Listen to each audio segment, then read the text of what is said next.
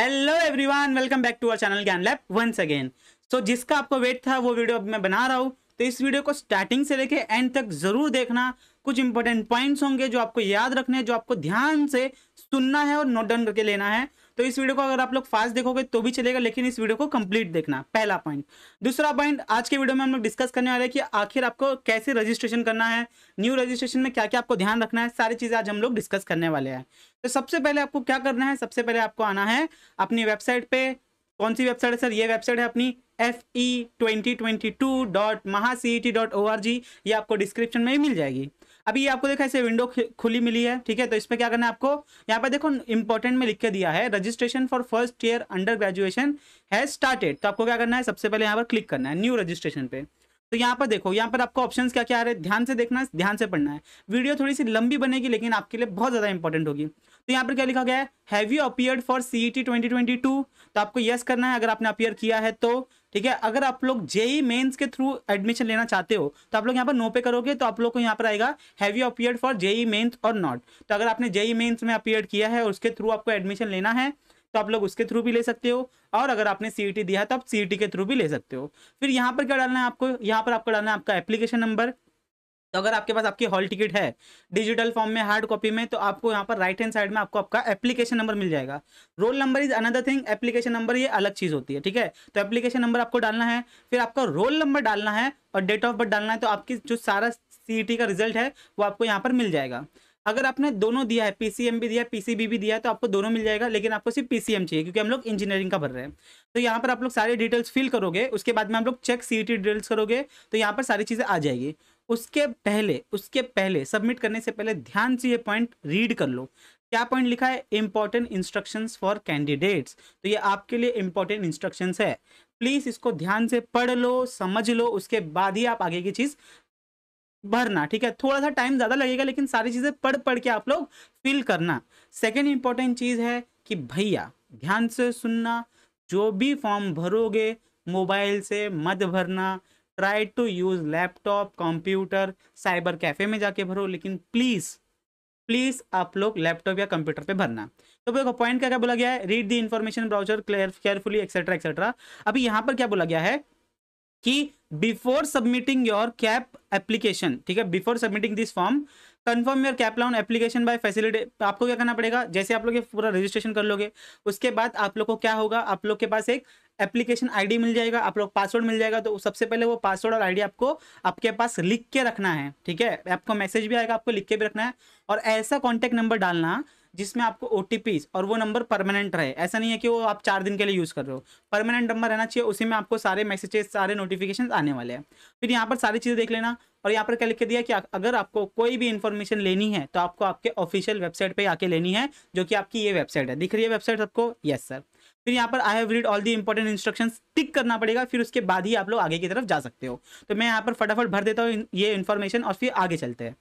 तो देखिए आपकी ऐसी इन्फॉर्मेशन विंडो डायरेक्ट ओपन हो जाएगी। आपको क्या करना है, आपने डिटेल्स भर दिया है, आप लोग आई have read all the important document, all the important points, वो इस पर क्लिक कर दिया है। फिर आप लोग सेव एंड प्रोसीड पे करोगे।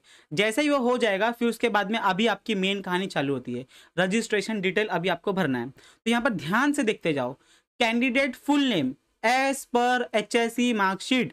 तो आप लोग अपने 12th का मार्कशीट लेके बैठो, जो आपको अभी मिला ना बोर्ड्स के बाद, वो उस मार्कशीट पर जो नाम दिया है, पहले नाम, सरनेम, पापा का नाम, जैसे मम्मी का नाम, जो भी है, जैसे फॉर्मेट में है वैसे आपको यहाँ पर फिल करना है। तो यहाँ पर मैं फटाफट फिल कर देता हूँ। यहाँ पर अजय, मैं ऐसे रैंडम भर रहा हूँ, आप लोग को अच्छे से भरना है, विद्या, ओके। फिर यहाँ पर फादर नेम पूछा तो फादर नेम डाल देते हैं। यहाँ पर आ गया किशन लाल, मदर नेम विद्या।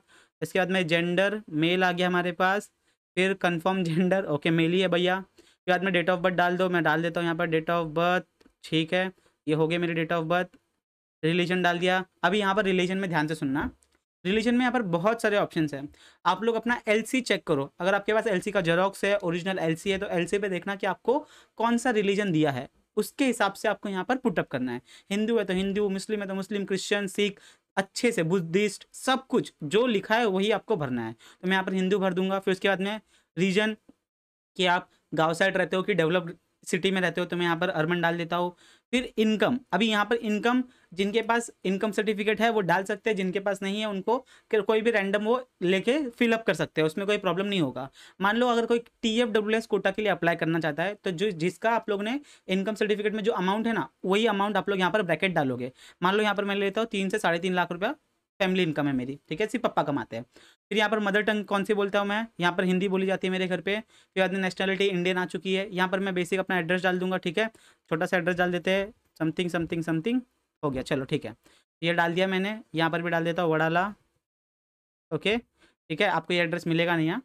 आगे फिर यहाँ पर स्टेट डाल देते हैं, कौन से स्टेट में हम लोग सर, महाराष्ट्र। और थोड़ा सा नीचे चलते हैं, महाराष्ट्र आ जाए, हाँ आ गया महाराष्ट्र। फिर यहाँ पर डिस्ट्रिक्ट डाल देते हैं मुंबई, ठीक है, मुंबई सिटी आ गया हमारे पास, मुंबई सिटी, ओके। तालुका डाल दो, मुंबई आ जाएगा। विलेज डाल दो, मुंबई आ जाएगा मेरा। पिन कोड डाल देता हूँ मैं, ठीक है। इसके बाद में टेलीफोन नंबर मेरे पास नहीं है तो मैं यहाँ पर हटा देता हूँ इसको, क्या है भैया ये, ओके। अभी मैं यहाँ पर मोबाइल नंबर डालूंगा। अभी मोबाइल नंबर, जो आपको मोबाइल नंबर जिस पे आपको सारे डिटेल्स आएंगे वही मोबाइल नंबर आपको डालना है। जो देखो ऐसा मोबाइल नंबर डालो, अरे यार मोबाइल नंबर हाइड करना पड़ेगा, ठीक है। ऐसा मोबाइल नंबर डालना है आपको जिस पे आपको सारी इन्फॉर्मेशन, सारे OTP, सारे मैसेज, जो भी कम्युनिकेशन CET वाले करने वाले हैं वही नंबर डालना। ऐसा नंबर डालना कि जो बहुत आगे तक चले, ठीक है, पूरा प्रोसेस में आपको ये नंबर लगेगा, तो प्लीज़ वो नंबर अच्छे से डालना। तो मैं यहाँ पर अपना नंबर डाल देता हूँ, ठीक है, चलो ओके। तो इसके बाद में यहाँ पर क्या बनाना है सर, पासवर्ड बनाना है। तभी पासवर्ड के लिए यहाँ पर रूल दिया है कि password must be 8 to 13 character, upper case lower case आपको ध्यान से भरना है। मतलब एक अपर केस मतलब एक कैपिटल लेटर, एक स्मॉल लेटर, उसके बीच में कोई आपको एक सिंबल डालना पड़ेगा, ठीक है, ये सब कुछ आपको डालना पड़ेगा। तो यहाँ पर मैं डालता हूँ, ठीक है, क्या डालूँ मैं, ओके चलो ठीक है, ये डाल दिया, ये देखो अभी पासवर्ड डालने से पहले मैं फिर से बोल रहा हूँ, पासवर्ड को लिख लेना। यहाँ पर पासवर्ड नहीं दिखेगा, जो लिखा है वही पासवर्ड डालना। डालने के बाद पासवर्ड मत लिखना, पहले लिख लो फिर डालना, ठीक है। अभी मुझे तो याद है तो मैं यहाँ पर डाल देता हूँ, ठीक है। फिर यहाँ पर डाल देता हूँ मैं कैप्चा, ओके 6VG, ओके। यहाँ पर मैंने डाल दिया, यहाँ पर V6 आएगा, ठीक है, ठीक है। तो यहाँ पर मैं सेव एंड प्रोसीड पर जाता हूँ तो मुझे एक OTP आएगा, ठीक है, नेवर। अभी OTP मैं यहाँ पर पुट कर देता हूँ, ठीक है,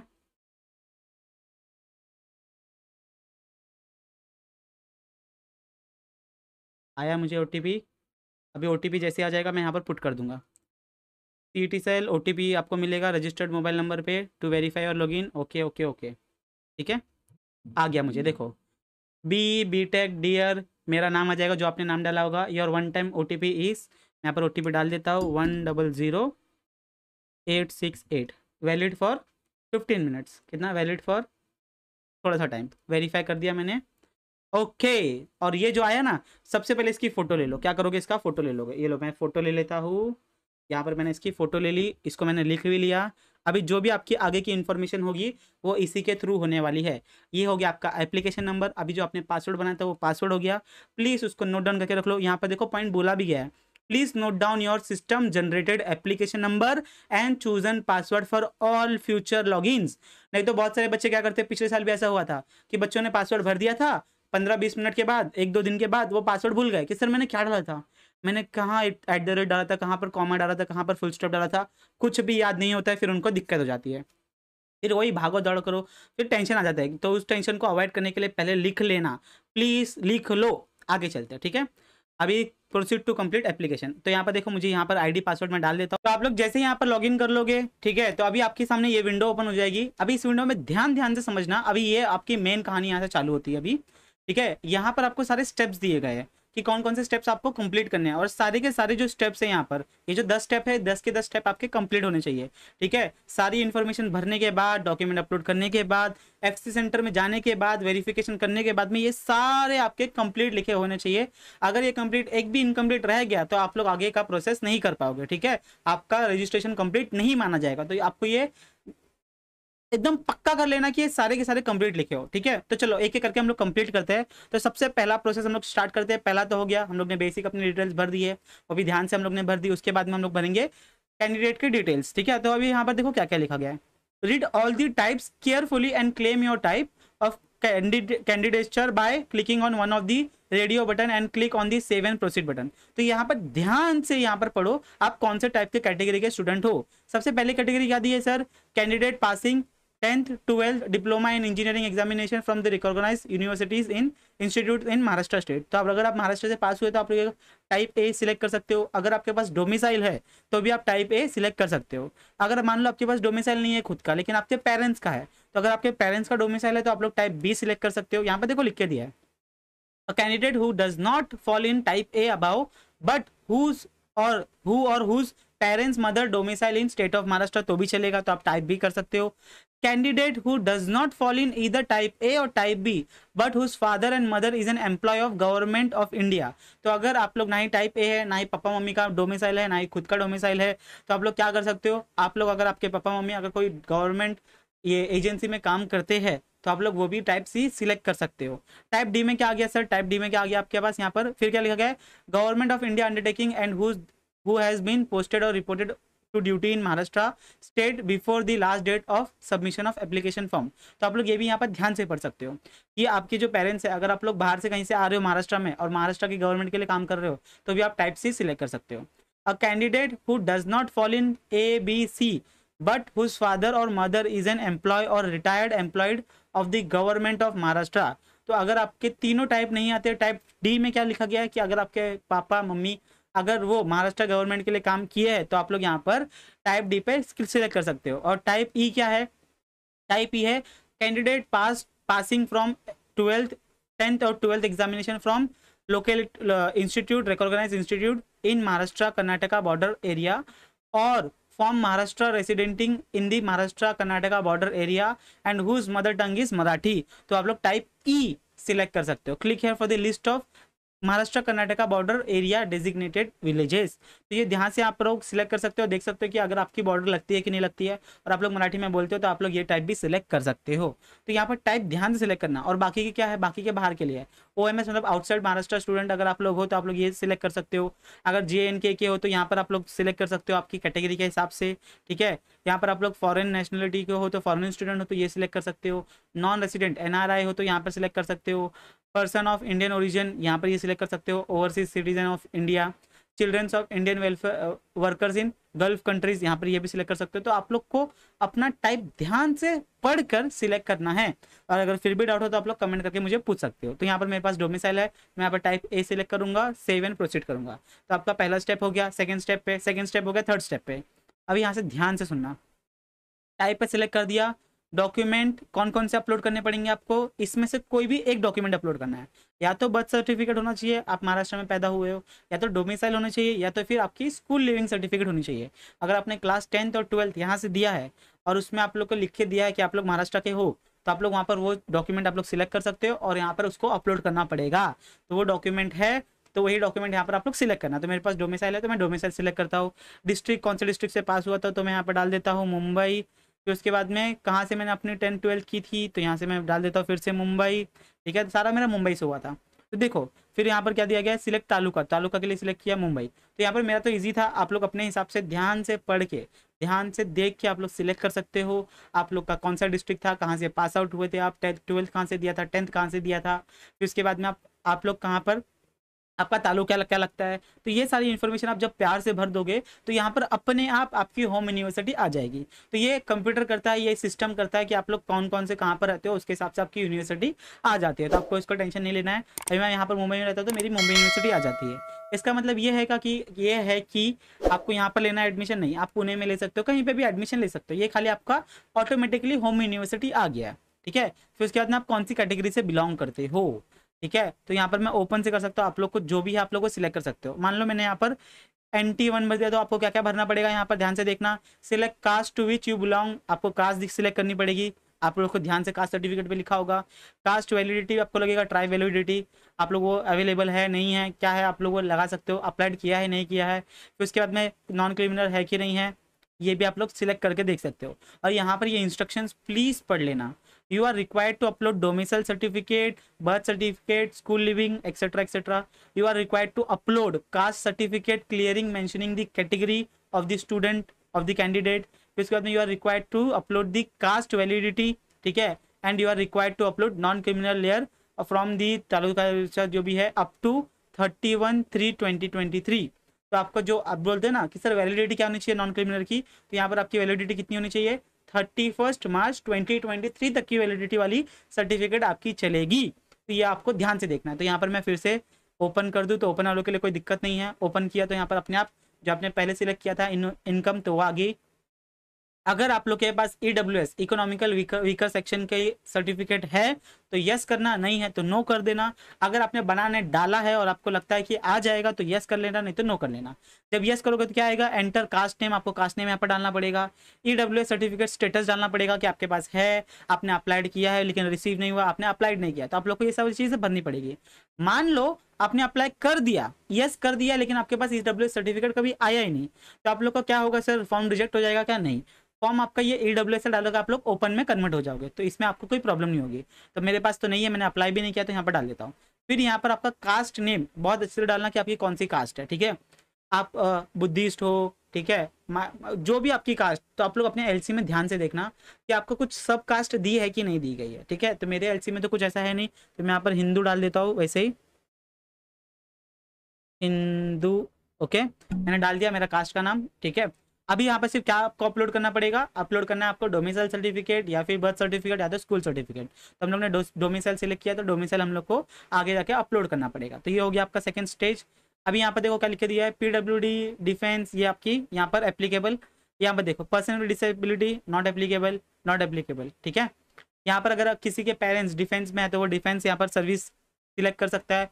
मान लो यहाँ पर मैंने ये सर्विस कर ली, तो यहाँ पर देखो आपको खाली डॉक्यूमेंट सबमिट करना पड़ेगा, तो मेरा तो नॉट एप्लीकेबल है। अगर आपको कुछ प्रॉब्लम है, ठीक है, पर्सन विद डिसेबिलिटी, तो आप लोग ये यहाँ पर सिलेक्ट कर सकते हो। तो देखो यहाँ पर सिलेक्ट करके देख लेते हैं, मान लो ब्लाइंडनेस, तो कितना होना चाहिए, ब्लाइंडनेस 40% बेंचमार्क, ठीक है, तो हमारा तो कुछ नहीं है। तो उसके बाद में do you want to apply for TWS seat, तो अगर आप लोग को TFWS के लिए अप्लाई करना है तो यहाँ पर आप यस करोगे, और मैं रिक्वेस्ट करूंगा सबसे कि प्लीज़ इस ऑप्शन को यस कर लेना, चाहे आप अप्लाई करो चाहे ना करो, लेकिन इसको यस कर लेना। इससे आप लोग जितने भी कॉलेजेस में TFWS की सीट है वो आप लोग फॉर्म में इंक्लूड कर सकते हो। तो मैं यहाँ पर सबको रिकमेंड करूंगा कि यस कर लो। सिर्फ इसके लिए क्या लगने वाला, TFWS के लिए सिर्फ आपको इनकम सर्टिफिकेट लगेगा, और ये किसको मिलता है, जिनकी जो एनुअल इनकम है वो 8 लाख से नीचे हो। तो यहाँ पर मेरी तो 8 लाख से नीचे है, तो मैं यहाँ पर यस कर देता हूँ। इनकम सर्टिफिकेट भी मेरे पास है, तो मैं यहाँ पर यस कर देता हूँ। अगर आपके पास नहीं है, 8 लाख के ऊपर है पेमेंट, तो आप लोग यहाँ पर नो कर दोगे। फिर उसके बाद में यहाँ पर आगे चलते हैं। ऑर्फन हो क्या, नहीं, ऑर्फनेज वाले नहीं है हम, तो नो कर दो। यहाँ पर माइनॉरिटी डिटेल्स यहाँ पर ध्यान से भरना, कौन से माइनॉरिटी से आप लोग क्या वो रिलेट करते हो, ठीक है। जो भी आपके पास माइनॉरिटी होगी उस पर आप सिलेक्ट कर सकते हो येस और नो। तो यहाँ पर मेरे पास तो कोई माइनॉरिटी नहीं है, तो मैं नो करूँगा, लेकिन येस करिए तो क्या क्या आएगा, यहाँ पर 2 टाइप की माइनॉरिटी आती है। एक आती है आपकी लिंग्विस्टिक, मतलब आप लोग कौन सी भाषा की माइनॉरिटी में आते हो, और एक आता है आपका रिलीजियस माइनॉरिटी। तो रिलीजियस में क्या आएगा, हिंदू आ जाएगा, कौन से टाइप के आप हिंदू हो वो सब आ सकता है। आर नॉट एलिजिबल फॉर, तो हिंदू एक नहीं आएगा। लिंग्विस्टिक में क्या आ जाएगा सर, लिंग्विस्टिक में आप लोग सिलेक्ट कर सकते हो कि लिंग्विस्टिक में भी आप कौन सी भाषा बोलते हो, हिंदी बोलते हो, कौन सी बोलते हो। तो देखो आप लोग ये सिलेक्ट कर सकते हो, क्योंकि बहुत सारे कॉलेजेस में हिंदी माइनॉरिटी होती है। जैसे मेरा ही कॉलेज जो LTCOE है उसमें हिंदी माइनॉरिटी के लिए सीट्स होती है। मान लो आप यहाँ पर किसी और माइनॉरिटी से हो, मान लो आप लोग गुजराती माइनॉरिटी से हो, तो जैन से हो, तो आप लोग को वो मिल जाएगी। तो यहाँ पर ये ऑप्शन प्लीज़, अगर आप लोग हो हिंदू हो, हिंदी मदर टंग है, तो भी आप लोग इसके लिए अप्लाई कर सकते हो, ठीक है। तो यहाँ पर डॉक्यूमेंट क्या क्या लगेगा ध्यान से सुन लेना। You are required to upload income certificate of parents issued by government of Maharashtra etcetera etcetera, जिसकी इनकम कितनी हो, 8 लाख से कम हो। ध्यान से सुन लेना, मैं बार बार चिल्ला चिल्ला के बोल रहा हूँ। उसके बाद में you are required to upload declaration of candidate respective linguistic religion minority community proforma ओ और school leaving certificate having information pertaining to religion mother tongue, ठीक है। तो अगर आपके पास LC में लिख के दिया है कि आपकी मदर टंग है जो हिंदी है, आप हिंदी माइनॉरिटी से रिलेट करते हो, तो आप लोग उसके लिए भर सकते हो। तो यहाँ पर मैं यहाँ पर नो कर देता हूँ, तो मुझे कुछ भरने की जरूरत नहीं है। अभी मुझे सिर्फ इनकम सर्टिफिकेट अपलोड करना है, ओके। फिर मैं नेक्स्ट करूँगा। अभी आपके आ गया बोर्ड्स डिटेल, तो यहाँ पर आपको सारी क्लास 10th और क्लास 12th की इन्फॉर्मेशन भरनी है, तो ध्यान से भरते हैं हम लोग। मान लो महाराष्ट्र स्टेट बोर्ड की हम यहाँ पर है, पासिंग ईयर मेरा था मान लो 2014 है, सीट नंबर में डाल देता हूँ A20981 समथिंग समथिंग। फिर यहाँ पर मार्क्स डाल देते हैं, ठीक है। तो मार्क्स मुझे कितना मिला था, मैं रैंडम डाल देता हूँ, 95 आउट ऑफ 100, ठीक है। फिर यहाँ पर मुझे मिला था 90, ठीक है, आउट ऑफ 100। अभी मुझे याद नहीं है, मैं कुछ भी नंबर डाल रहा हूँ। ये मैं डेमो फॉर्म भर रहा हूँ, डेमो। यहाँ पर फिर मुझे मिला था, कितना मिला था मुझे, मान लो मुझे 405 मिला होगा, इसमें 500 में से, तो यहाँ पर सारी चीज़ें आ गई। फिर यहाँ पर ये इन्फॉर्मेशन प्लीज़ पढ़ लेना। एलिजिबिलिटी, देखो अभी कुछ बच्चे बोलते हैं कि सर मेरा इतना मार्क्स है, क्या मैं एलिजिबल हूँ? सर मेरा इतना मार्क्स आ रहा है, मेरा 120 ये है, कट ऑफ है, लेकिन मेरा 119 हो रहा है, ठीक है, एलिजिबिलिटी के लिए, तो क्या मैं हूँ? तो यहाँ पर आप लोग अपने आप लोग पूरा फॉर्म फिल कर लो। लास्ट में जब आप सबमिट करने जाओगे तो वहाँ पर आपको लिख के आ जाएगा, अगर आप एलिजिबल हो तो आपका फॉर्म सबमिट हो जाएगा, अगर आप एलिजिबल नहीं हो तो वहाँ पर लिख के आ जाएगा कि that you are not eligible for admission, बात खत्म। तो आप लोग बिंदास भर के देखो कि एलिजिबल हो कि नहीं हो। फिर बाद में आपने क्या किया है, यहाँ पर आप लोग यहाँ पर HSC दिए तो यहाँ पर सिलेक्ट कर लो। फिर यहाँ पर कहाँ से दी थी आपने, इंडिया से दी थी कि अब्रॉड से दी थी? इंडिया से दी थी। कौन सा बोर्ड दिया था? महाराष्ट्र का बोर्ड दिया था। पासिंग ईयर क्या था, सिलेक्ट कर लेते हैं 2017। सीट नंबर क्या था, मान लेते कुछ भी डाल देते हैं यहाँ पर, M209873 डाल दिया मैंने। मार्कशीट में नाम क्या था, candidate name as on HSC marksheet, तो नाम क्या था, मान लो मैंने फिर से वही डाल दिया, अजय पटेल विद्या, ओके। फिर मैं पास हूँ कि नहीं हूँ वो मैं यहाँ पर डाल देता हूँ। फिर उसके बाद में इसकी मार्कशीट में फिर से इन्फॉर्मेशन डाल दो फटाफट। 100 में से 100 मिला मुझे फिजिक्स में ठीक है। फिर उसके बाद में मुझे मिला 95 100 में से, फिर मुझे मिला 80 100 में से, ठीक है। आपको रियल मार्क्स डालने हैं, ये सारी चीज़ें वेरीफाई होगी। Select subject in which you got maximum percentage, तो कौन सा सब्जेक्ट आना चाहिए? यहाँ पर देखो बहुत सारे सब्जेक्ट्स है जिसमें आपको मैक्सिमम परसेंटेज मिला हो, तो अभी ये वाला नहीं देखना अपने को। फिजिक्स मैथ्स केमिस्ट्री के नहीं है, ऑप्शन ही नहीं है यहाँ पर। तो आप लोग को मान लो कि आप लोगों ने कंप्यूटर साइंस दिया था, तो कंप्यूटर साइंस में आपको सबसे ज़्यादा मार्क्स मिले, तो वो मार्क्स आपको यहाँ पर डालने हैं। मान लो मुझे 180 मिला था 200 में से, मैंने डाल दिया। इसके बाद में इंग्लिश में कितने मार्क्स मिले थे, तो इंग्लिश में 75 मार्क्स मिले थे। आपको सारे मार्कशीट में लिखा है यहाँ सब कुछ। एग्रीगेट कितना मिला था मुझे, मान लो मैंने मुझे मिला था सर 500 मिला था 600 में से, तो मैं डाल देता हूँ सर 600 में से मुझे इतना मिला था, तो etcetera etcetera. Save and proceed करूंगा मैं। इसके बाद देखो, have you appeared for JEE mains, अगर आप लोग ने अपियर्ड किया तो यस कर दो, नहीं किया तो नो कर दो। जिन्होंने JEE भी दिया था CET भी दिया था, तो प्लीज मैं उनसे रिक्वेस्ट करूंगा कि यहाँ पर आप यस कर लेना प्लीज। सिर्फ आपको यहाँ पर उसका एप्लीकेशन नंबर डालना है और स्कोर कार्ड जो आपका डेट ऑफ बर्थ है वो डालना है, तो अपने आप स्कोर कार्ड आ जाएगा। जिन्होंने JEE दिया ही नहीं है तो उनको नो ही करना पड़ेगा, ठीक है। जिन्होंने दिया है, दोनों एग्जाम दिए, प्लीज यहाँ पर यस करना। ठीक, कुछ कॉलेजेस है जो JEE के लिए भी कुछ सीट्स अवेलेबल रखते हैं, तो शायद आपको JEE थ्रू मिल जाए कोई कॉलेज अच्छा, ठीक है। तो यस कर लेना, आपका लॉस नहीं है, आपको फायदा ही होगा, तो यस कर लेना, ठीक है। तो यहाँ पर सेव एंड प्रोसीड करते हैं, आगे चलते हैं। तो यहाँ पर क्या आ गया, यहाँ पर आपको अपलोड करना है आपकी फोटोग्राफ और यहाँ पर सिग्नेचर। तो यहाँ पर मैंने देखो यहाँ पर फोटो, और उससे पहले यहाँ पर ध्यान से ये नोट पढ़ लेना कि जो भी आपकी फोटो होगी वो तो JPG फॉर्म में होनी चाहिए, JPEG फॉर्म में होना चाहिए, PNG फॉर्मेट होना चाहिए, 4 KB से छोटी होना चाहिए, 4 से 100 KB के बीच में होना चाहिए। फिर डायमेंशन दिए, अच्छी क्वालिटी होनी चाहिए, ठीक है। तो ध्यान से सुनो, अगर आपकी फोटो की साइज, जो भी आपने PDF बनाई है, जो भी आपकी फोटो है, अगर उसकी साइज ज़्यादा है तो आप लोग गूगल पे जाके कंप्रेस इमेज कर सकते हो, तो फोटो की इमेज क्या हो जाएगी, कंप्रेस हो जाएगी। या फिर आप लोग अपना पेंट, इसे ब्राउजर में पेंट में ओपन करके भी आप लोग अपने पिक्सल्स कम कर सकते हो, तो वो भी कंप्रेस हो जाएगी। तो ये आपको समझ में आएगा नहीं, तो आप लोग क्या करोगे, कंप्रेस इमेज, तो आप लोग उस पर क्लिक करोगे, पहली वेबसाइट, उसमें फोटो अपलोड करोगे, कंप्रेस होकर आपको फोटो फिर से मिल जाएगी, वो फोटो आप लोग यहाँ पर सिलेक्ट करके डाल सकते हो। तो मैंने यहाँ पर एक फोटो ले ली है डेमो के लिए, मैं ओपन करता हूँ, मेरे यहाँ पर आ गया, ठीक है। यहाँ पर मेरे पास डेमो फोटो आ गया, मैंने अपलोड कर दिया, अपलोड, ये अपलोड हो गई सर। फिर सिग्नेचर भी मैंने यहाँ से सिलेक्ट किया, सिग्नेचर वही मैंने ओपन किया, वो भी मैंने अपलोड कर दिया यहाँ पर ध्यान से। फिर यहाँ पर मैंने इसको भी अपलोड कर दिया, okay okay okay, save and proceed कर दिया, ठीक है। अभी यहाँ पर ध्यान से देखो, अभी यहाँ पर ये जो सेक्शन है डॉक्यूमेंट जो आप लोग को अपलोड करने हैं, ये सारे बच्चों के लिए अलग अलग होगा।